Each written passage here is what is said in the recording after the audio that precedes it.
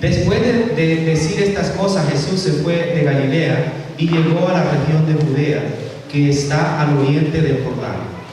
Mucha gente lo siguió y allí sanó a los enfermos. Algunos fariseos se acercaron a Jesús y para tenderle una trampa le preguntaron: ¿le está permitido a uno divorciarse de su esposa por un motivo cualquiera? Versículo 4, Jesús le contestó: ¿no han leído ustedes en la Escritura que el que los crió en el principio, hombre y mujer los crió? Y dijo: por eso el hombre dejará a su padre y a su madre para unirse a su esposa, y los dos serán como una sola persona. Así que ya no son dos, sino un solo. De modo que el hombre no debe separar lo que Dios ha unido. Versículo 7.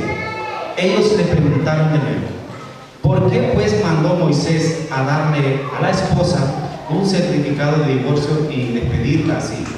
Jesús les dijo: precisamente por lo tercos que son ustedes, Moisés les permitió divorciarse de su esposa, pero al principio no fue de esa manera. Yo les digo que el que se divorcia de su esposa, a no ser en el caso de una unión ilegal, y se casa con otra, comete adulterio. Le dijeron sus discípulos: si este es el caso del hombre en relación con su esposa, no conviene casarse. Jesús le contestó: no todos pueden comprender esto, sino únicamente aquellos a quienes Dios les ha dado que la comprendan. Hay diferentes razones que impiden a los hombres casarse. Unos ya nacen incapacitados para el matrimonio, a otros los incapacitan los hombres, y otros viven como incapacitados por causa del reino de los cielos. El que pueda entender esto, que lo entienda. Palabra de Dios. Vemos este encuentro que tiene Jesús con los fariseos y los escribas. Al comienzo del Evangelio, si ustedes ven, que comienzan a narrar que fue como una prueba, dice que lo hicieron para probar a Jesús. Muchas veces nos sucede en el camino de Cristo a nosotros como los fariseos. Tratamos de pedirle a Jesús señales. Señor, muéstrame que estás conmigo. Señor, muéstrame que me amas. Sáname y yo te seguiré. Convierte a mi esposo y te sigo junto, como haciéndole trueque, ¿verdad? El servicio de Cristo, Santa Teresa, Teresa de Calcuta, decía ella en su libro de Amar hasta que duela, que ella nunca sintió la presencia de Jesús, pero solamente ella confiaba que Jesús la tenía de su mano. El seguir a Cristo, ¿qué es la fe? ¿Qué es la fe? Hebreo 11:1. La fe es la certeza de esperar o de recibir aquello que no vemos. Hay una alabanza que se la cantaron a la difunta Jenny Rivera, a sus hijos, pero la canta mi hermano cristiano evangelista, que es de Durango, por cierto. Les dije que soy nicaragüense, ¿verdad? Mi esposa pues es de Sinaloa, ¿verdad? Ok, él es de Durango. ¿Cómo se llama este? Canta también la de Rivera, se me fue. Jesús Adrián Romero. Y la hermana se llama algo de Cántaro, algo así se llama. Y dice, parece que va así, dice: aunque mis ojos no te puedan ver, sé que estás aquí. Aunque mis manos no puedan tocar, sé que estás aquí. Es una alabanza muy hermosa, ¿verdad? Que no sé si miraron en el entierro o en el velorio, como se dice, de la difunta Jenny, le cantaron sus hijas esa hermosa alabanza. Ese es el seguir a Cristo. Aunque mis ojos no te puedan ver, sé que estás conmigo, Jesús. Aunque mis manos no te puedan tocar, sé que estás aquí, Jesús. Eso es el seguir a Cristo. Muchas veces, por eso hay veces nos critican a los carismáticos como nosotros, muchas veces. Porque muchas veces vivimos de la emoción, como los discípulos de Maús, ¿verdad? Los discípulos de Maús, allá en Lucas 24, esa historia muy hermosa, anduvieron con Jesús, les narró Jesús que iba a morir y al tercer día iba a resucitar. Y cuando van cabizbajo para Maús, van tristes. Se le aparece a Jesús y le dice: ¿por qué van tristes? Dice: oh, eres el único judío que no sabes que mataron a Jesús, al que se llamaba el Rey, el Dios. Y le dice Jesús: qué tontos son ustedes y duros de entender. Que no les narraron que iba a aparecer, que iba a morir, que iba a descender a los infiernos y que el tercer día iba a resucitar. Pero ellos ya han seguido a Jesús por emoción, no lo habían seguido por convicción. Entonces son puntos muy importantes. En este relato vemos cómo los fariseos lo quieren poner a prueba a Jesús, al mismo Dios. Pero Él les contesta con mucha sabiduría. Les dice: Moisés les dio carta de divorcio a la mujer por lo terco que son ustedes y lo duro de corazón. Pero al principio dice, Génesis 1, 27 y 28, dice: Dios creó al hombre a imagen y semejanza, y a la mujer también, y los bendijo y le dijo: reproduzcanse. Y Génesis 2, 24 y 25, ¿qué les dijo? Nuevamente los vuelve a bendecir, pero dice una palabra, Dios, hermosísima para todos los hombres, que cómo debemos de amar a la esposa, ¿verdad? ¿Qué dice en Génesis 2, 24 y 25? Dice esto: no es bueno que el hombre esté solo, le daré una ayuda idónea. Yo he escuchado a muchos jóvenes, ¿verdad? Muchos hombres que traen novia y le dicen: ¿ya te vas a casar? No, no me quiero casar todavía, dicen, ¿verdad? ¿verdad? O hay veces que tienen 3 chilpayates, 4 y dicen: ¿cuándo se casan? Dicen: no, espérate, estoy esperando otra. ¿Cuál otra? Si la que traes ya, esa ya te rayaste, el regalo que te dio Dios ya, ¿verdad? Dice Proverbio 18, 22, que Dios en su gran misericordia, en su gran amor por el hombre, nos dio una mujer. Quiero que todos los hombres casados que estamos aquí, o los hombres que tenemos a nuestra esposa, quiero que me volteen a ver a su talía. Vamos, volteen a ver. Volteen a ver a su talía. Vamos, hijo. Un hermano la volteó a ver como diciendo: entonces a mí Dios no me ama por este regalo que me dio. Perdóname, Señor, ¿verdad?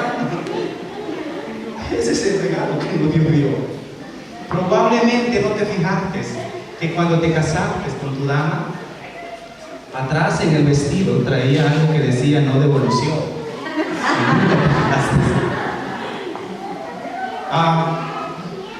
Voy como por 2 años trabajando con matrimonio, ¿verdad? Y he compartido conferencias. La mayoría de las conferencias que van a tener ustedes ahí son a nivel servidor, porque muchas veces el líder, el servidor, nos volvemos también de la calle y oscuridad de la casa. ¿Sí sabían eso? No se volteen a ver los servidores, ¿verdad? Venimos aquí a la iglesia, a los grupos de oración, y le decimos a la hermanita que viene: qué guapa te ves, hermanita, pásate a sentar. Hasta le dicen: un ángel está preparando tu silla ya, ¿verdad? Y tenemos a la esposa en la casa y no le decimos nada de eso, ¿verdad? Al contrario, le decimos cosas feas, ¿verdad? Y eso a veces destruye el matrimonio. Entonces, cuando ustedes vayan y agarren una conferencia, van a escuchar un poco fuerte, porque están grabadas o están compartidas a nivel servidor, a nivel líder, porque somos muy candil de la calle, oscuridad de la casa. ¿Amén?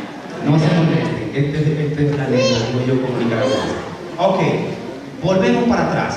El matrimonio en el plan de Dios. Le dice Dios, Jesús a los fariseos: al principio Dios los creó hombre y mujer, y los bendijo y les dijo: reproduzcanse. Y dijo una palabra también: por eso el hombre dejará a padre y a madre para unirse a su mujer, y serán una sola carne. Y dice esto hermoso: lo que Dios unió, no lo separe el hombre. Yo no sé cómo está tu matrimonio, pero cuán grande es este misterio que Pablo apóstol en Efesios 5, 31 y 32 dice que el matrimonio, dice esto así: es el misterio de la unión con Cristo y su iglesia.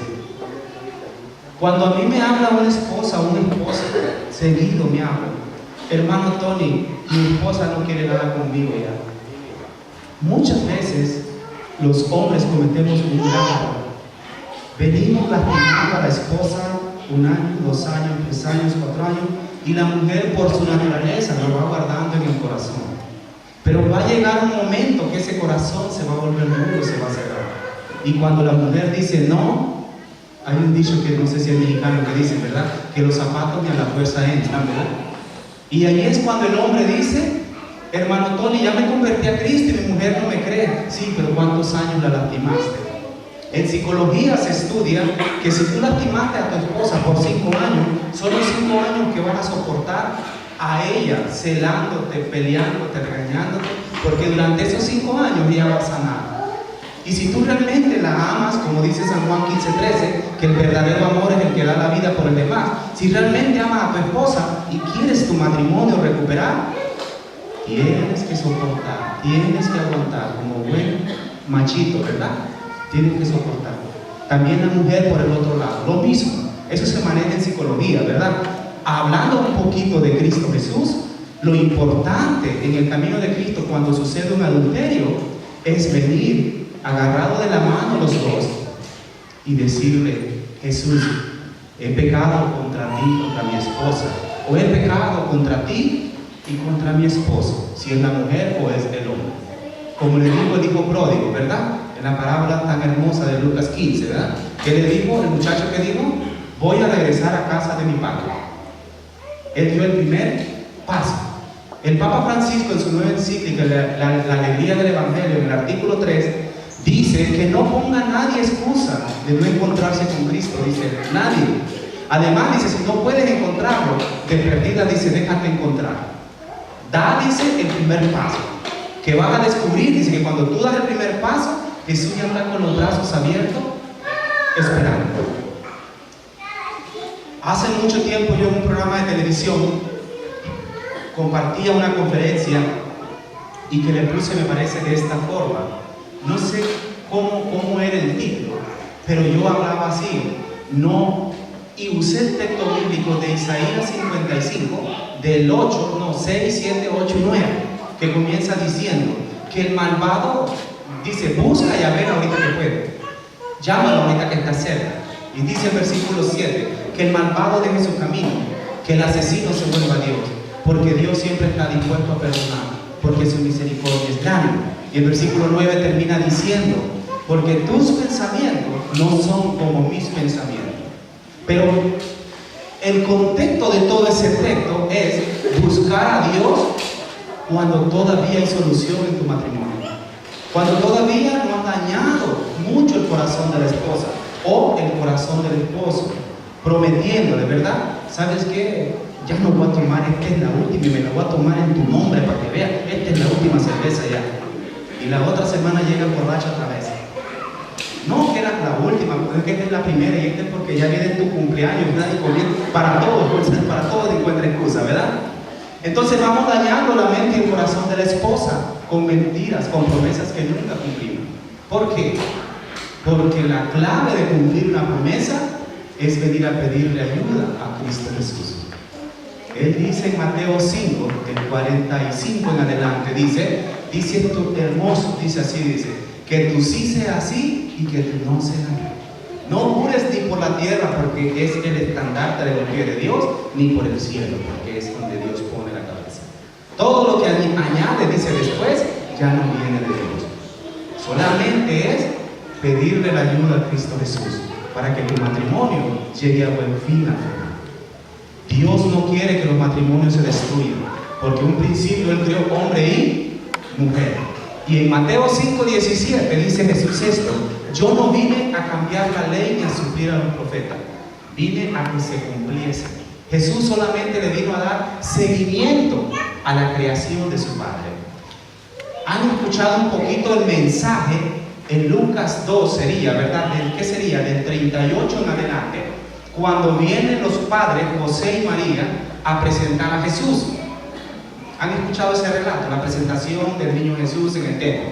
Y por allí del 39, versículo 40, viene algo que se llama, no sé si ustedes han escuchado, los 7 dolores de María. Ahí empieza el primer dolor de María.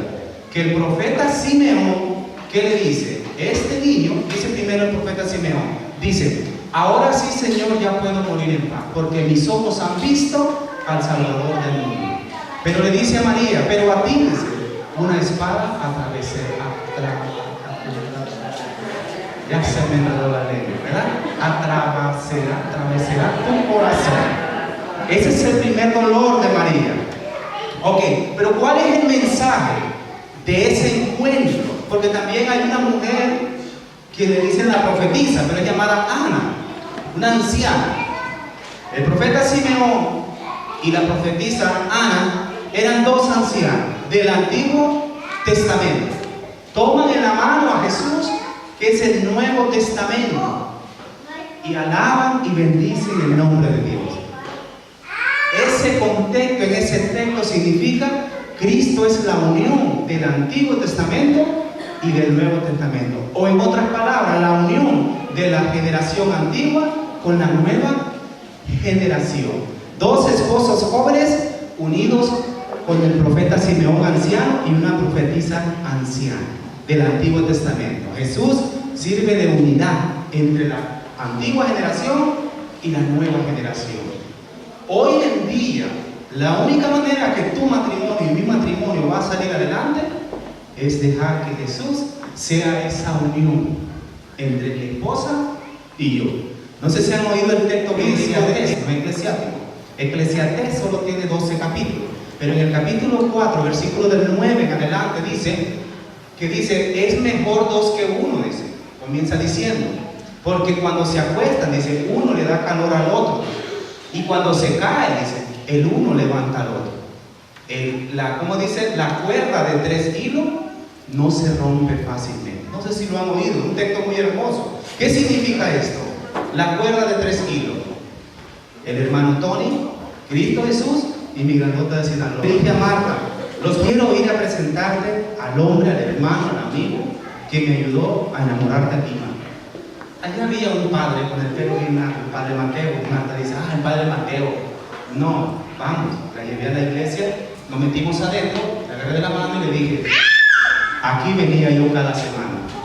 Y le decía a Jesús, ayúdame, que cuando yo le hable a Marta se enamore de mí, le guste lo que yo le digo. Y dice Marta, ¿y tú qué sentías? Cuando daba vuelta, yo sentía como que decía, ella también viene aquí, pero como yo usaba droga, yo decía, no, todavía es el efecto de la droga, pensaba yo. Y dice Marta, no, yo también venía. Y yo le decía a Jesús, que si eras el hombre que he dejado para mí, que te hiciera enamorarte de mí. Y le digo, ¿por qué no me dijiste antes tanto tiempo que me hiciste sufrir? A mí se me paraban hasta los pelos pensando que mi compadre me iba a ganar. Y Marta estaba enamorada de su negro bello, ¿verdad? Qué hermoso es, ¿verdad? Así nos enamoramos Marta y yo. ¿No han recordado ustedes como esposos cómo se enamoraron? Estaba la hermana a lo mejor en el McDonald's trabajando, ¿verdad? Y llegó el muchacho y le dice en español, porque no hablaba mucho inglés, una hamburger, y ella se volvió hablándole en inglés, ¿verdad? Y ahora son esposos, ¿no recuerdan eso? Para pantallar, o no, yo no sé cómo se enamoraron. Eso es hermoso. Yo di una conferencia de matrimonio que le puse, cómo mantener la armonía en un hogar cristiano. Y ahí uno de los tips es recordar el noviazgo, aquello bonito, aquella mentira que le echaste a tu hermano, porque somos inmigrantes, ¿verdad? Y a veces venimos con el hermano, con la hermana. Voy a ir a la iglesia, ¿en cuál iglesia te ibas a ver con el novio? O algo así, ¿verdad? Eso es bonito recordarlo. ¿Cómo dice el dicho? Recordar es volver a vivir. Hay que hacerlo. No seamos como le dijo Dios a Josué. Dios no quiere matrimonio aguado, Dios quiere matrimonio fuerte. Le dijo Dios a Josué en el capítulo 1 del 5 al 9. Le dijo, no tengas miedo, Josué. Josué, el hijo de un muchacho jovencito que se puso a servir a Dios. Cuando muere Moisés, le da la chamba de que él va a pasar toda esa gente rebelde a la tierra prometida. Pero le dice Dios, no tengas miedo, Josué, yo voy a estar contigo. Solamente le digo, no te vayas a la izquierda ni a la derecha y tendrás éxito en todo lo que hagas. Como esposa, cuando tu marido esté pasando momentos difíciles, no le contestes, no hables con la comadre, no hables con el compadre, porque el peor error que cometen es, le llaman a la comadre, le llaman a la amiga, le llaman a la suegra, y a lo mejor esa comadre está pasando la misma situación que usted. ¿Y qué es el consejo que te va a dar? Comadre, déjame meter echado socorro, ¿verdad? Y verás esto, estamos en Estados Unidos, las mujeres libres y acá. Y ahí tiran a la plegada, ¿verdad? A su pobre Rocky, que después andan sufriendo. Egoístamente, no nos ponemos a pensar que del fruto del amor de los matrimonios hay unos niños que aman a papá y aman a mamá. Entonces, ¿cuál es el primer punto? Venir, tengo un problema, yo vengo a arrodillarme en Cristo Jesús. Jesús, aquí estoy. ¿Qué harías tú en mi lugar? Ya no aguanto a mi esposo. Mira cómo está. ¿Qué puedo hacer con él? En esa oración aquí, Jesús te va a revelar a través de quién te va a ayudar. Pero nosotros hacemos lo contrario. Primero le hablamos a los demás y después venimos con Jesús. Dice Jesús, no es al revés. Primero ven con Jesús y luego Él te va a revelar en tu corazón. Y le dices, hazle sentir a mi marido donde quiera que está, que lo amo, que es la razón de mi vida, que le doy gracias por ser el padre de mis hijos. Y de esa manera estamos siguiendo como dice Jesús en San Juan 15:1. Yo soy la vid, ustedes son los sarmientos. La rama que se despega del árbol se seca. Y termina diciendo el versículo 5. Sin mí ustedes no podrán dar fruto. Puede haber un matrimonio frondoso, pero si no es Cristo la base de ese matrimonio, tarde que temprano se le cae el ranchito. ¿Ok? Vamos a hablar un poquito ahora sobre el catecismo. Me avisan cómo vamos con el tiempo, ¿verdad? Porque quiero ver si hago unos 15 o 10 minutos de oración. ¿Está bien? Ok. Vamos a leer el catecismo. Yo no sé cómo tengo en el catecismo, ¿verdad? Pero vamos a leer el numeral. El catecismo se lee numerales, 1649. ¿Cómo está dividido el catecismo? El catecismo está dividido en 4 partes, ¿verdad? Esto es primera comunión, ¿verdad? Cuando hacía la primera comunión. La primera parte es la profesión de la fe y cuenta del numeral 1 al 1065. La segunda parte viene siendo la celebración del misterio cristiano, o en otras palabras son los sacramentos de nuestra Iglesia Católica. Y está del 1066 a 1690, el numeral, ¿verdad? La tercera parte es la vida en Cristo, 1691 a 2557. La cuarta parte es la oración del cristiano y empieza del numeral 2558 a 2865. En otras palabras, el catecismo tiene 2865 numerales. ¿Lo aprendieron? Bueno, vamos a ver. Vamos acá, fíjense bien. Vamos a leer el numeral 1649. Vamos a trabajar con la tercera parte, la vida del cristiano o la vida en Cristo. 1649, ¿verdad? Por lentes no veo y si lentes tampoco.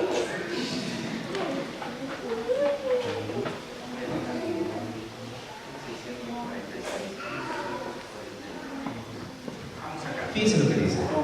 Existen, sin embargo, situaciones en que la convivencia matrimonial se hace prácticamente imposible por razones muy diversas. Dice, en tales casos, la Iglesia admite la separación física de los esposos y el fin de la cohabitación.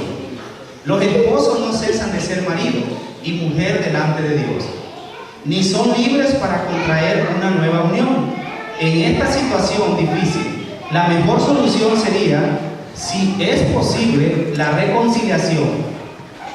La comunidad cristiana está llamada a ayudar a estas personas a vivir cristianamente su situación en la fidelidad al vínculo de su matrimonio que permanece indisoluble.